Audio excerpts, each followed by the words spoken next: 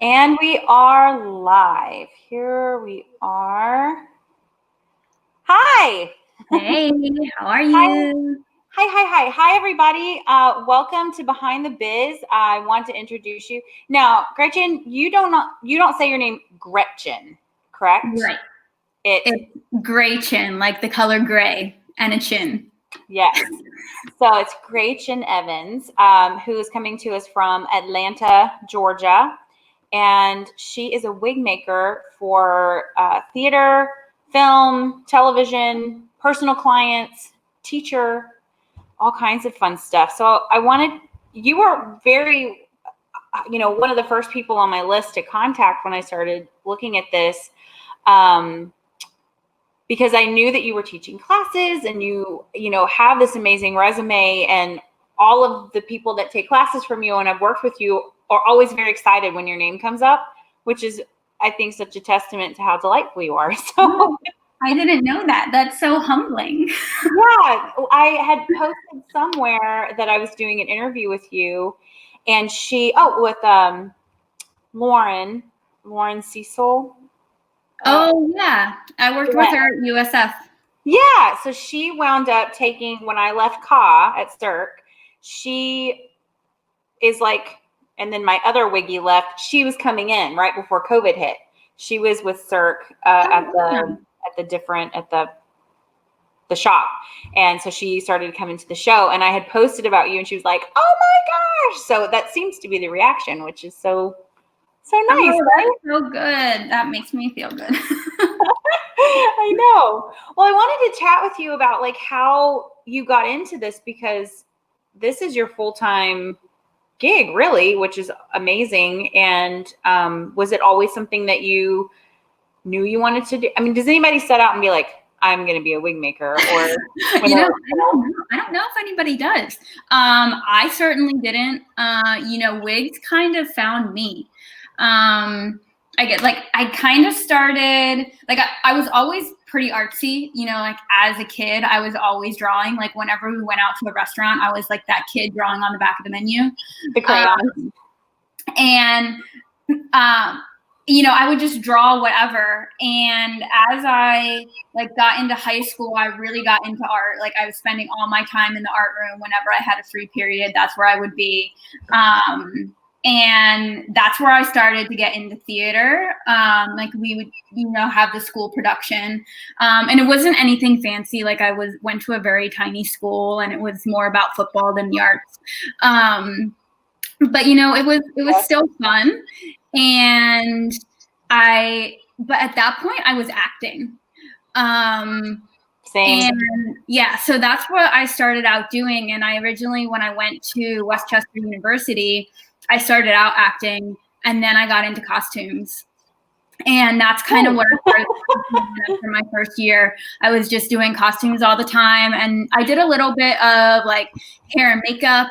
I got really close with the teacher who was teaching makeup, and got a lot of training there. And I was going to go to grad school for costume design.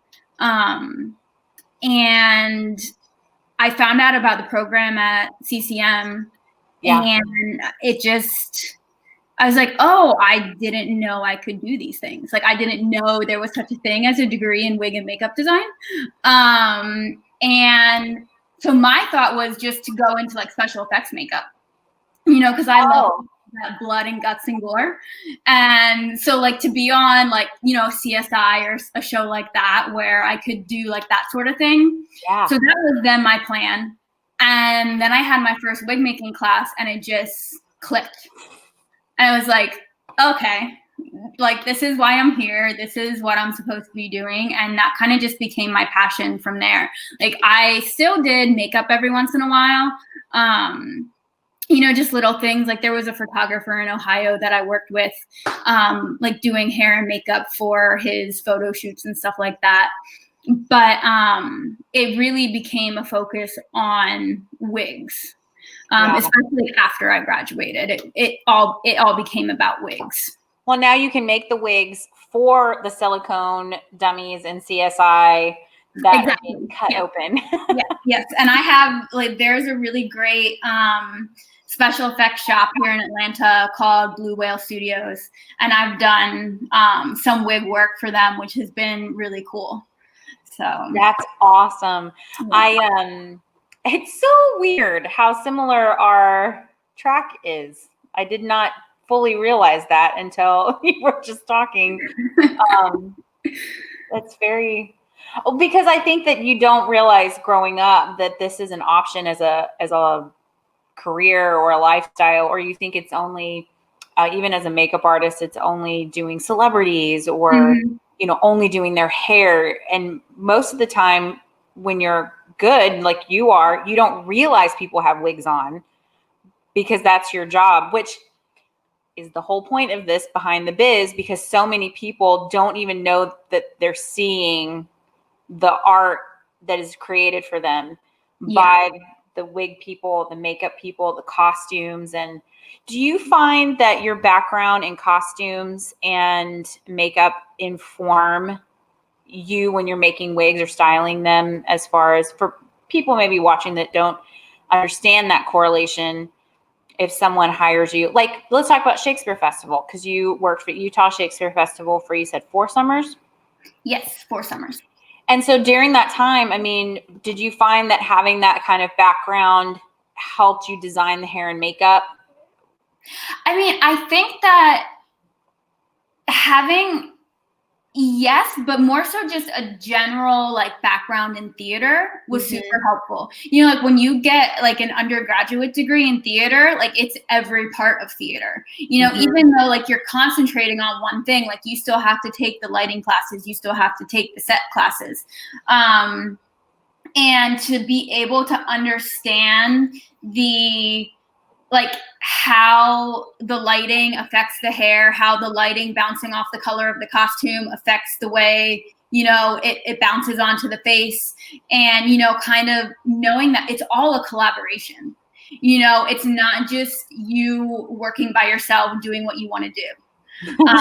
Right. I mean, yes, you have a say in the design, but like it has to be a cohesive design. So I think that the fact that I had just a general background in theater, and then specifically having you know, my foot in the door with like costume design and makeup design, like it definitely helps you work with those designers and like have an appreciation and understanding of what they're doing and where they're coming from. Right, you all have the same language. Yeah. Absolutely. When you were working on, I love Shakespeare. I miss it. I don't work on it as much here. And now the Houston Shakespeare Festival is not really happening anymore. So is there a favorite show in those kind of 4 summers that, or even outside of Utah Shakespeare Festival, that you just really adored working on? Well, my favorite Shakespeare is Hamlet. Like it's just always been Hamlet. It's always been Hamlet. Like ever since I saw Kenneth Branagh's Hamlet, I just like fell in love. And Kenneth Branagh in anything. I've actually worked on that show. Like at least not that sticks out in my head. You haven't? One show that I did work on, that I did more than one production of, like one as a student and one professionally, is oh my gosh, and the name of it is completely blanking. The one with the twins. The one with the twins? My brain is shot. Yeah, where not the Temp. Man, we're both about to get in trouble. I know, seriously. Not the Tempest. Not but I do love the Tempest. Oh my God, where's Jen Cherry? Where's my girlfriend? Why is my brain not working right now? Oh my gosh. The one I know, Philostrate is one of the characters, I believe. We're gonna do a quick. 12th night. Ah, thank you. Yeah. I'm like, oh my gosh, I know this. I know this. It's a tea. I don't know. There's something that I just really like about that show. You know, and like the Malvolio was the character I was thinking of, not Phyllis Straight. But just the, you know, the gender bending of it. It's just fun. Did you see, speaking of gender bending, did you see The Tempest that they did with Helen Mirren? I haven't. Mm-mm. That Julie Taymor directed? And so no, I've seen like behind the scenes, like making of things on it, but I haven't seen the actual. No, it's stunning. There's like anything Julie Taymor does is stunning. I mean, this is a little bit off topic, but do you have like a short list of people that you would be like, I'm taking a leave of absence from whatever to go work with this director, or this certain designer? Do you have like a short list of people that you would definitely be like, yep, I'm on board, whatever that means, I'm there? Yeah, like, oh, you have to move to like Siberia for a couple months? Sure, yeah. Why not? Yeah. Oh, I hope it's fine. Yeah. Who would be on your fun like dream list of directors or designers? Well, I mean, because you mentioned her, Julie Taymor. You know, she just does some really awesome work. Like, she's so creative. And Kenneth Branagh, because I love basically anything he's ever done. And my favorite director is probably Christopher Nolan. Oh, yeah. Like, it's just, it's the way he just like bends what you think is happening, and then it's just not happening at all. His aesthetic is so strong though too. He's so clear in all of his films, and they're so different, but he's so clear in the aesthetic and the environment that he wants you to understand for that, which I think as a visual artist is super. I appreciate that. Yes, I agree. But yeah, so I think that those would probably be my top 3. Yeah, those are good ones. I need to. I have to figure out how to get in touch with Tarsem Singh. He did The Cell and The Fall and Mirror Mirror, and then he just did Lady Gaga's music video. Like, he disappears for like years at a time and then comes back and just like blows your mind. And I need to meet him. I need to talk to him about his brain. Like, and then that's also stunning, visually stunning work. Yeah, so crazy. Now, having worked, you went, to Cincinnati and went to college, and then you went to New York City, which is kind of the aspiration for most people in theater is, I'm going to New York, I'm going to live there, and I'm going to work there. And sometimes it happens and sometimes it doesn't, but you did it. Yeah, I did it, and I did it for close to 8 years. Wow, that's awesome. And it was awesome and scary. The thing about New York that is so scary, it's not the fact that it's huge, because in the end, it's really not. Like, yes, there are a lot of people there, but like once you're actually there and like you're in the world, and especially like the theater world, you realize that a lot of people know a lot of people. So it's not as big as you think it is. Yeah. The scary part is that most of the time, unless you're incredibly lucky, when you're going there without anything. Like, you're going there without a job. Like, you may know somebody, but most of the time, like, that connection isn't anything, solid. Like, it doesn't guarantee you anything. Yeah.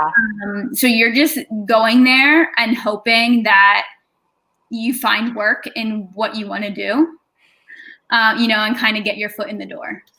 So I was incredibly lucky. I randomly, when I first moved there, like, I had gone. So I moved there in like July of 2009. But that January, I took a trip to New York and I met with Charles Lapointe and Tom Watson. Like I went to their studio. You know, there were some CCM grads who were working there. Okay. So I had that connection. And I did kind of like a little interview process, and that the interview process in the wig making world, at least like for theater and for Chuck and Tom, is kind of like, okay, come in. Who are you? Awesome. Okay. Well, here's a mustache. Go make it. No pressure or anything either. Yeah. And then they just, you know, from there, they can kind of tell, you know, what your skill level is and your personality, and kind of see, assess from there. So like that went well. But when I actually moved there, you know, like it was a little bit of a slow time. You know, summer usually isn't like super busy as far as theater. You know, the busier times are like towards the fall and then like the beginning of winter. So summer, like, you know, they do like some summer stock stuff, but like it's never anything like super huge. So there just wasn't space for an extra builder at the time. Okay. So I actually ended up going on like, I don't know, whatever job website was big at the time. Like it might have been Monster or something like that. Yeah. And there was like a random job for a ventilator at like a medical wig place. Actually wasn't too far from Chuck and Tom's studio. So I applied to that and I got it, and it was not great. I mean, it got me through. It was not fun. Like the 3 months that I needed to get through until like things picked up in the studio and I was able to like get in there. But like it was just like me in a tiny little back room with 4 other women who only spoke Spanish, and I speak 0 Spanish. Just like ventilating all day with terrible lighting. You're like, I lost like 4 years of vision off of that job. Yeah. But I mean, it was kind of cool because I just got the, like, that's where I learned how to bleach knots. And, you know, it just gave me a different perspective outside of theater, because up until that point, like that was the only thing that I did was theater. So it gave me a perspective into, you know, women who wear wigs because that's the only option that they have besides being bald, you know. A lot of it were women who had alopecia, or they were women who during their pregnancy had been losing hair, which, I mean, at that time, you know, I was in my early 20s and I wasn't really thinking about kids or the fact that you can lose hair when you're pregnant. So yeah, it just gave me a completely different perspective. And there were a few men who came there, but it was mostly women. And I did a lot of ventilating. That was probably the time when I ventilated the most with synthetic hair. Surprisingly, it just, a lot of the women, like, they really liked having synthetic hair because it was more affordable and they didn't have to like style it. You know, they would bring it back to the studio and, you know, have it styled like every 2 or 3 weeks. And then just, that's great. Yeah. So, I got a lot of experience with working with synthetic fibers. Now, do you think that, you know, the hairlines are always the topic, right? In wig making, ooh, that hairline's really beautiful, or oh, it's too hard, or, you know, I can see that from outer space, or, you know, all of those things. Did you find that coming from only working in theater and then having to all of a sudden make wigs for people that are wearing this in real life, in real time, talking close to people, that it affected how you tied, and that things had to become softer and tinier and more delicate? I think a little bit. I mean, I always, like, even when I was building for theater, like, I'm super detail oriented. So, like, I was always kind of doing it a little bit more detailed anyways, just because that was, like, the style that came easiest to me. Okay. But yes, there is definitely a difference, you know, like with theatrical wigs, like if you're putting in as much hair as you would for like a film or an everyday wig, like on stage, it just reads too dense, you know, like it doesn't have like the same realism when you're looking at something far away versus looking at something up close. So yeah, there was a little bit of a change in like my density and my fading, but it wasn't necessarily, you know, I was never making like super huge knots or anything like that. Like I love tiny things. I've always liked really tiny things. So yeah, I have a tendency to just make tiny knots to tiny knots. Yeah. Did you ever see like the Japanese? They have like the tiny food that they like sculpt and stuff. I have a friend that's obsessed with them, and she like collects them and has little scenes and stuff. And it's so cool. Even watching an art show yesterday at home, and there was a woman that paints full landscapes and scenes on pennies. What? I haven't. My brain doesn't work like that. No, that's like super tiny. Like you need a microscope to make those tiny. Yeah, she had like her little setup, and then it was a penny, and she would paint full mountainscapes and cherry blossom trees. And wow, that's cool. Yeah, maybe she should get into. That's like the artists. And I don't know, like I can't think of any off the top of my head, but there are a couple that I follow on Instagram who like do the little art in like the tip of a pencil, like on the lead in the tip of the pencil, or graphite, I guess. Like, yeah, they like sculpt things on the tip of the pencil. It's insane. I think it's a whole separate part of somebody's brain. Like, I don't understand. I don't have the patience. So I'm always very admiring of people that have the patience to do such tiny, like a graphite point. What? Like, yeah. I love it. That's insane. Are there any artists that you find throughout your life that have been kind of a staple of inspiration, or on a gloomy day, you're like, I just need to go look at this on Pinterest and look up this artist? Or I don't know if I don't know. I mean, yes, there are artists that I like. I don't know if I necessarily draw inspiration from them necessarily, like on a daily basis, because I don't really know if they, like, you know, not a lot really translates over into like actual wig making. Like when I used to do more styling, maybe, but I don't style anymore. But like I've always loved MC Escher. He's just like one of my favorites, and I do feel like there's kind of a correlation between MC Escher and Christopher Nolan. I think there's absolutely a correlation when you're in that taste. Yeah, definitely. And I really like, there is an artist that I found when I was up in New York. They were always at like the you know, the Christmas like fair in Union Square, and it's called Kudula, and they make like just these like cute little critters, they call them, and they're just like these like the cutest little critters. Like I have a whole collection. Like they started just selling them originally as like these little like canvas paintings of these critters like inside like specimen jars. You know, like so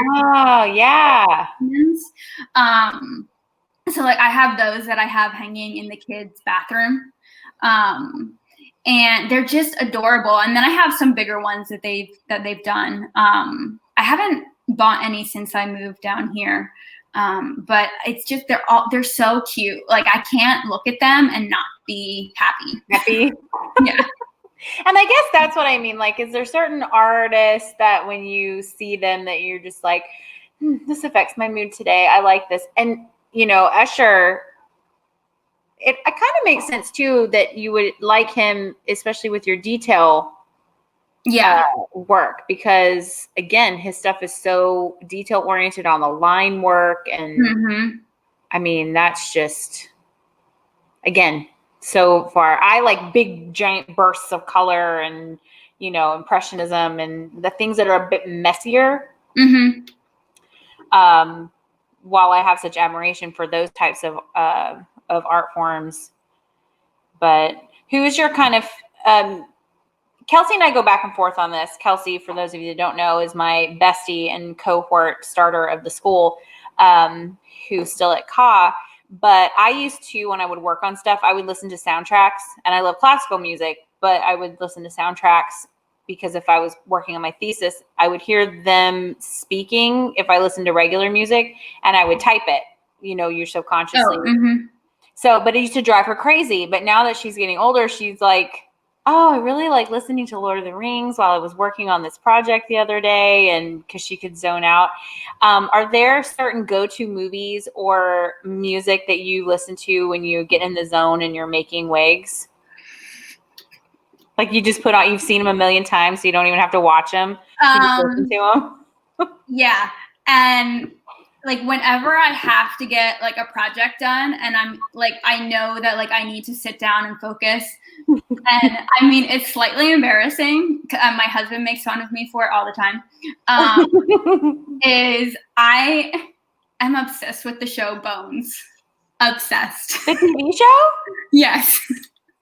I've never seen that show. I know what you're talking about, like, though. I love Emily Deschanel. Like, I want to be Deschanel. You kind of look like Emily Deschanel. Oh, well, thank you. You're welcome. So Bones is probably what I put on the most. Like, that is my go-to. Like, okay, I'm going to go into a wig dive and I need to get things done. Because I've probably seen every episode about 500 times. That's me with SVU. Yeah. And both of them are criminal stories. Isn't that funny? Yeah, I love crime.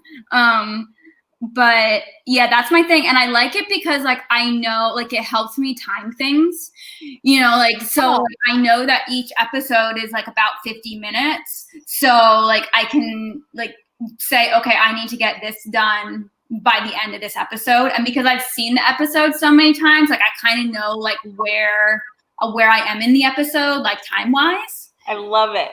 Yeah. I mean, it's okay. People can make fun of me for it. I make fun of myself. But one of my good friends who is also a wig maker, Leah Lucas, she loves Bones too. So see, everybody has like that thing that they put, like I'll put SVU on, or I like Edward Scissorhands because the music's pretty. So I'll put that on the TV, or I'll just turn music on. She likes putting Lord of the Rings on because she doesn't like watching it, but she likes listening to them talk and stuff. So that's why this would be like a staple question, I think, because everybody has like that one thing, like that when they have to sit down and get something done, like, well, normally I listen to music every once in a while, but I have a tendency with music to like start thinking too much about what I'm doing. Like it doesn't kind of distract me in the same way that like talking does, because like when I'm working on a wig, I don't want to think about it too hard, because then I just don't move as quickly. Like I start overthinking everything. Yeah. And so I'm usually listening to a podcast. Just because that way then like I'm focusing more on what they're saying rather than on the exact tiny details of like a hair here. Well, not this one. This part goes this way. Yeah. That's amazing. I love that.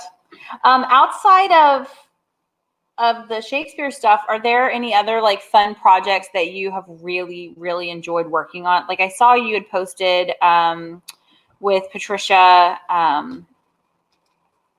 Clarkson. Yeah, Clarkson. Thank you. Wasn't she in that Sharp Objects TV show as well? She might have been. I don't know. I didn't watch it. I think she was, and she was terrifyingly amazing. She was like, I mean, she's pretty much amazing at anything that I've seen her in.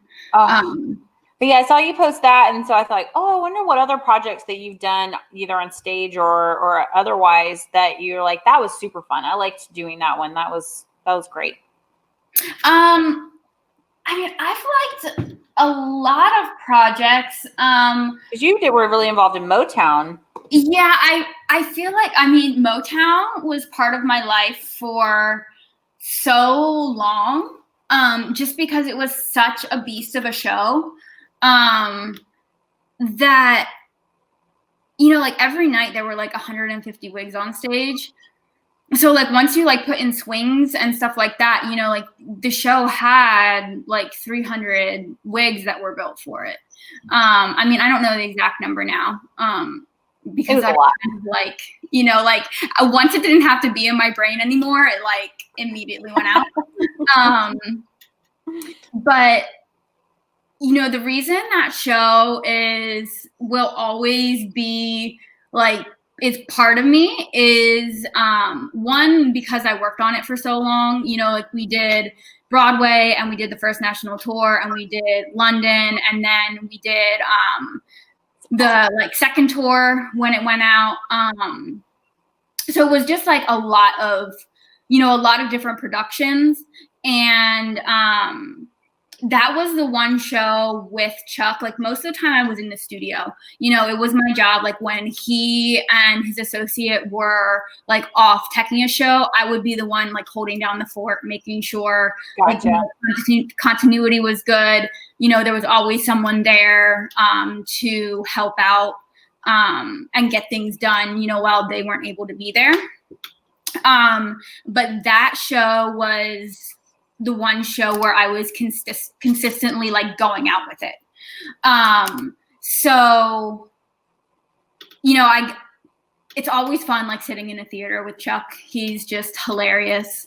And, you know, just kind of getting to like get out of the studio and, you know, go like, we went to Chicago, we went to London, we went to like upstate New York, you know, we went to like all these places with the show. So it was just a lot of fun.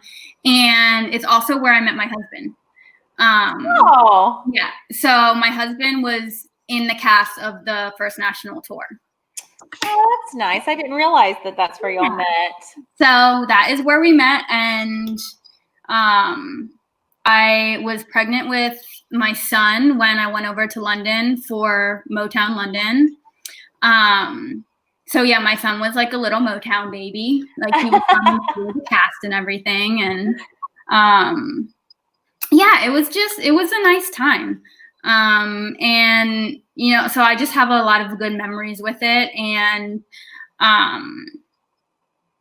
yeah, I think that will probably be the one that like I'll always remember like above the rest, even though it was so super, super stressful. And I would sit like with all the like tracking charts, like trying to figure out when wigs were going on and off so that I could get them to like the run crew and everything. Literally sitting with, speaking of music playing in the background, I would sit with Temptations' Ball of Confusion on repeat as I was doing the paperwork, because that's what my mind felt like, trying to figure everything out. While having this like amazing journey and then having this whole new chapter introduced to you. I mean, did you find that once you had a family started, that changed the game for you as far as your work? And I think having a family in entertainment is always really interesting because the hours are usually not conventional. And fortunately for us, the company is not conventional either, which I always think is such an amazing facet of being in the entertainment industry and having kids grow up around so much diversity and just art and music and creativity, and it's just that part of it's so lovely. But how did you see that it changed for you? Well, when I was up in New York, so we had our son when we were still up in New York. We didn't move until after his first birthday. So I think that like the biggest change was that I just wasn't working in the studio as much. Like, I mean, I would still put in my full day, but I would, you know, a lot of times before LJ came along, I was in there so long. Like I'd be in there for like 12, 15 hours a day. You know, like workaholic. And then like it got to the point where, okay, 6 o'clock is here. Like, it's time to go home, you know? So it definitely, you know, I wasn't working those like 12-hour days. I was like in at 9 and I was out at 6. And I mean, if something happened or something came up and I had to work late, I would, but it wasn't as much of a regular thing, you know, like I really had to set aside time like for family time. I mean, not like that boundaries or anything, but like, you know, you have to make that time in your schedule, I think, when you're in the arts, because it's, you know, it's not a conventional, like it's not 9 to 5, you know? Yeah. So I think that was the biggest thing. But then, you know, after a year, I was down here and I was back to freelance. And I mean, that was just a change in and of itself, because for almost the full 8 years that I was in New York, like I was working at the studio, you know, so it was working like a set schedule. I had a set paycheck, you know, and then all of a sudden it's like, okay, awesome. No, like, when's that next paycheck coming in? You're like, now I have to hustle again. Yeah. So, but I mean, I wouldn't necessarily say that I'm working, that I'm not working harder anymore. Like I'm still working just as hard. It's just that I'm also working, I guess, a bit more efficiently. Yeah, that's a good way to really like have to make use of all of the time that I have. Especially right now with like the pandemic. Well, he's in pre-K now. So I now get like six hours where like the kids are not in the house. And like, I know, okay, I have the 6 hours, let's do this. And I can get to work. Whereas like, you know, from March until September when pre-K started, like I was barely working. Like I was working, you know, maybe like 2 hours here, 2 hours there. But yeah, it was not ideal at all. Yeah. I mean, I totally get that. I have, you know, he's 21 months, mine. And so basically everything gets relegated to nap time. Mm-hmm. So it's like you have like a 2, maybe 3 hour window. You never know on the certain day. And then my family's awesome. So I can come down here and work, you know, for a full day if I need to here and there. But yeah, the COVID has changed a lot of it. Yeah. You know, it's just so crazy. Yeah, the entertainment world as a whole is forever changed right now. I know. Do you have any upcoming projects that are kind of looking other than, because we'll talk about your classes in a second, but do you have any like freelance? Is that starting to pick back up at all? You know, things are starting to film down here again. A couple things started this month. A handful of things are supposed to start next month. I've gotten calls about things. We'll see if like they pull through. You know, sometimes they're just like, oh, can I get a quote for this? And then it's like, oh, never mind, we don't need it anymore. Just disappears. Yeah, but you know, I think that it'll definitely pick back up soon, and it's just, you know, right now I think it's gonna be a little slow at first, because a lot of the things that are starting back up are things that had to go on hiatus. You know, like they were already filming, so they have a lot of what they need already. but then, more and more is going to pick up. And I have a feeling that, especially with the safety measures that they have in place, that I'm not sure that they'll shut down again. Unless it gets really, really, really bad. Yeah, I feel like their live theater, of course, is its own conundrum at the moment. But I do feel like my friends that are working in film and television or even photo shoots and stuff, because it's a shorter amount of time, it's not a long running thing. They're able to mask up and PPE everything and do all of the individual stuff. And then the talent just goes on set and does their thing. It's not like, running around backstage and touching sweaty people. And yeah. And I mean, and, like you kind of have like a bubble almost, you don't have a live audience there. It's really sad about what's going on with live theater. And there are like so many people up in New York that I care about that, like they don't have the thing that they love right now. And the thing that supports them, but I don't want to get political because I could go on forever. But you can check out our Instagram and see all about that. Deadlines are approaching. Which I commend you. I think that it's super great to be active like that, especially on you have a platform on social media. And I think that that's really awesome that you do that.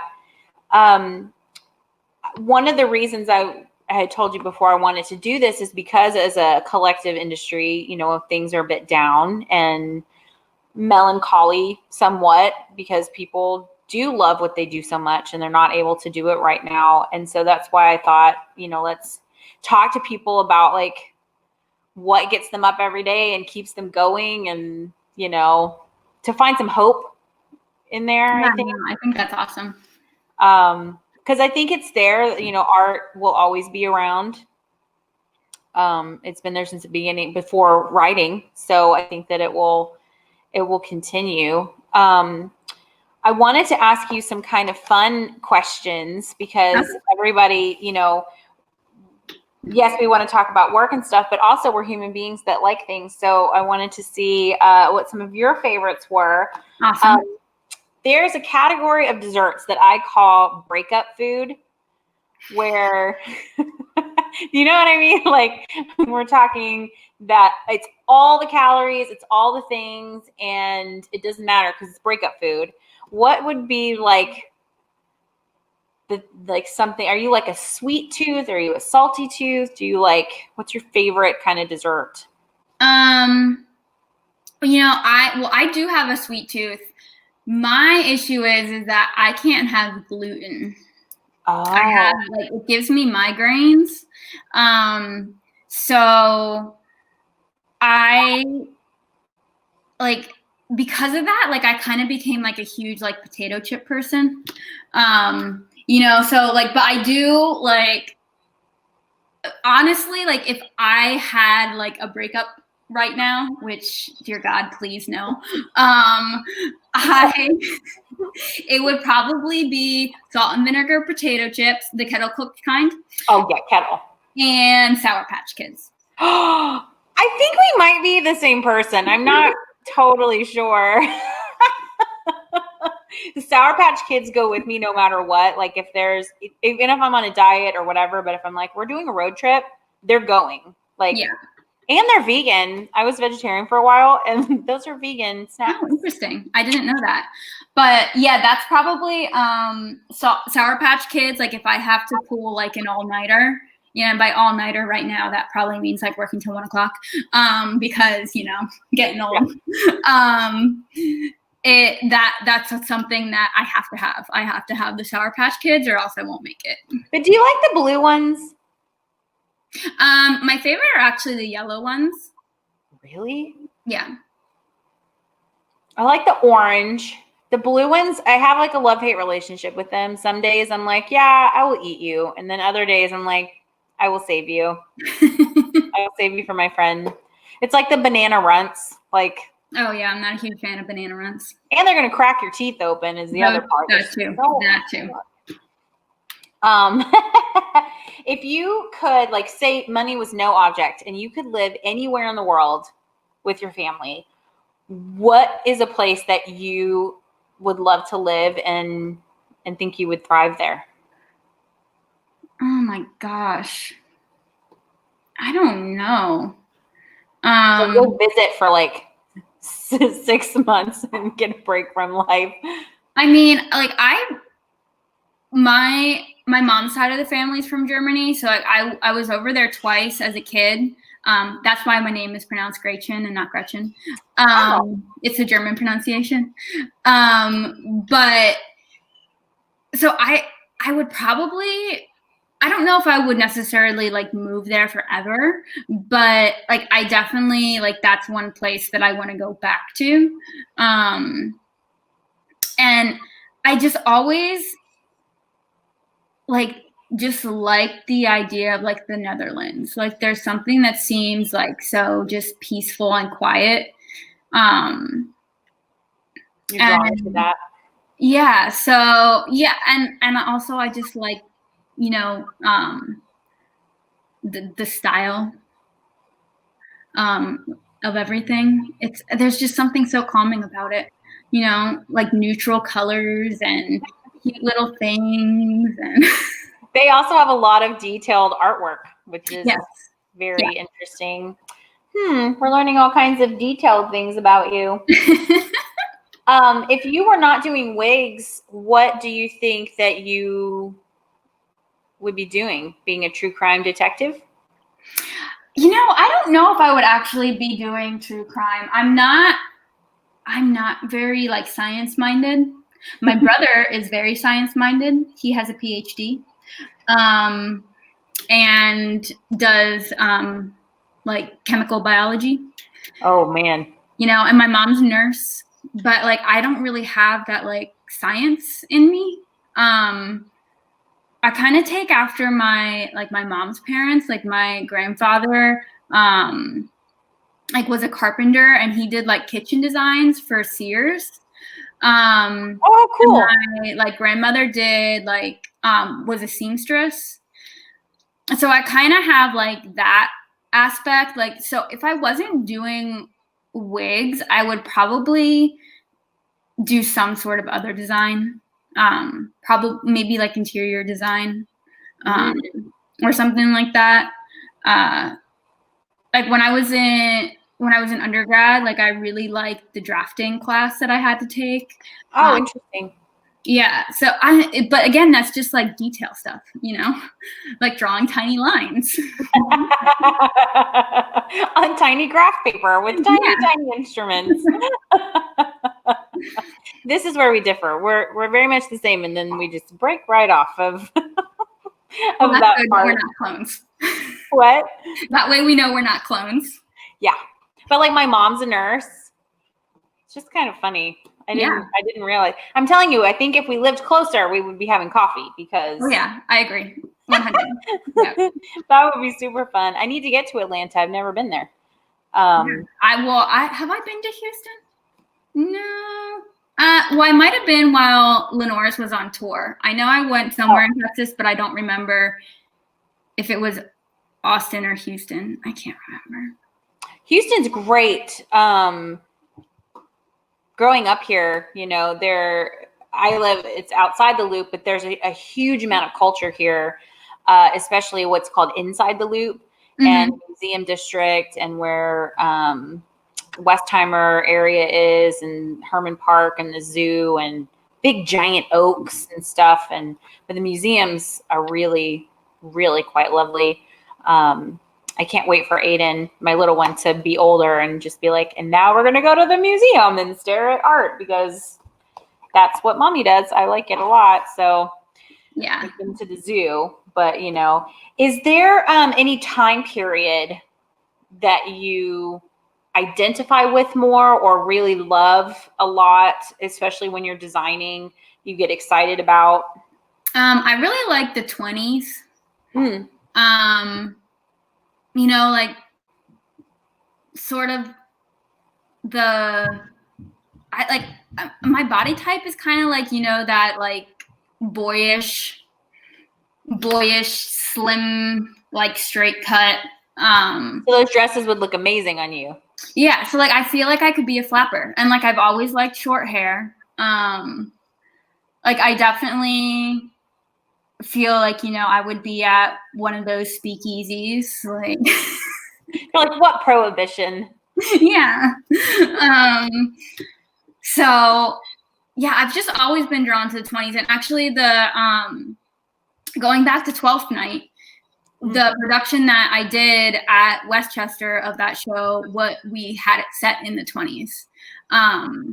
So yeah, it was just like, it was a lot of fun, you know, because like there again, it's kind of like a little bit of like gender bending where like the women were you know, kind of like waifish and boyish and I guess gamine, Viola. but then Isn't that her name? Viola. same, what was that? Viola, isn't that her name? Yes, Viola. But then at the same time, there was like such like feminine details in things and fringe and glitter, you know, so like it was still like feminine. Well, I think that whole art movement during that time, the Art Nouveau and you know, and coming out of the aesthetic movement and the 1890s and early part with Oscar Wilde, and then they really, you know, all of the beautiful lines and curves and stuff of like their combs and yeah, all of that detail work with the beading and stuff in the 20s is so ridiculously gorgeous, but on a kind of a non-traditional feminine silhouette. Yeah. And like I also just like kind of like with the Art Nouveau, like the juxtaposition of like, you know, like you would have these flowers, but then there'd be like a bold geometric pattern. And just that like juxtaposition of kind of like the masculinity and the femininity of it. I don't know. I just like, that's just the time period that I've always kind of been drawn to. Yeah, that's a really, I really do enjoy the 20s. The other thing that's super cool about that time period, I think, is with the juxtaposition you were just talking about, is they'll do stuff like on the hair accessories or on the jewelry, and that it's like this beautiful jade or gemstone, but it's on a metal background, but then has tortoise shell. So like it has like these really hard elements to it, and then they'll put it on something really soft that like a lady would wear, you know, a socialite would wear. And yeah, I like the 20s. I think it gets kind of generalized a little bit sometimes with caricatures, but how fun to do a whole show, and especially Shakespeare, where you can really flesh out a lot of the people and the costume, the gender bending. Yes. Yeah, it was definitely a lot of fun. Did you ever see Boardwalk Empire?